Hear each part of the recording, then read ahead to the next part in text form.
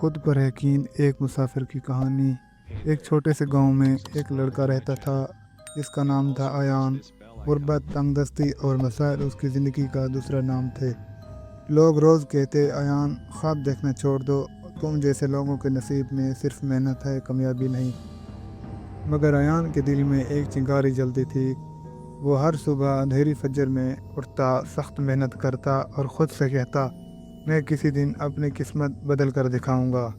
اور پھر وہ موڑ آیا۔ ایان اپنی زندگی کا سب سے بڑا خواب لے کر شہر آ گیا۔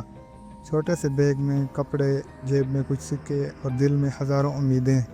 لیکن شہر کا سچ بہت ظالم تھا۔ نوکری کے دروازے بند تھے، دوستوں نے پہچاننے سے انکار کر دیا، رشتہ داروں نے کہا ہم مصروف ہیں، کل آنا۔ دنیا نے اسے ایسا تنہا چھوڑ دیا جیسے وہ کبھی تھا ہی نہیں۔ کئی راتیں فٹ پاتھ پہ گزری، کبھی ہوٹلوں کے بچے ہوئے، کھانے کھا کر بھوک مٹائی۔ بارش میں بھیگا، تنہا بیٹھا روتا رہا، دھوپ میں جلتے قدموں سے نوکری کی تلاش میں گھومتا رہا۔ ایان کے دل میں صرف ایک جنگ چل رہی تھی، کیا میں ہار جاؤں گا؟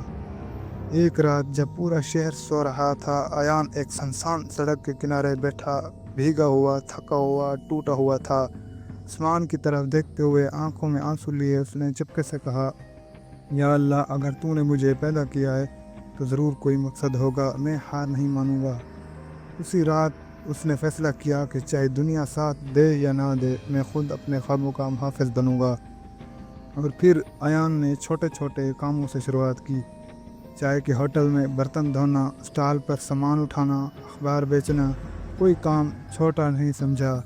اس نے رات بھر محنت کی، دن بھر سیکھتا رہا، اور آہستہ آہستہ کی قسمت نے اس کا پھل دینا شروع کر دیا۔ چند سال بعد ایان خود ایک کامیاب کمپنی کا مالک بن چکا تھا۔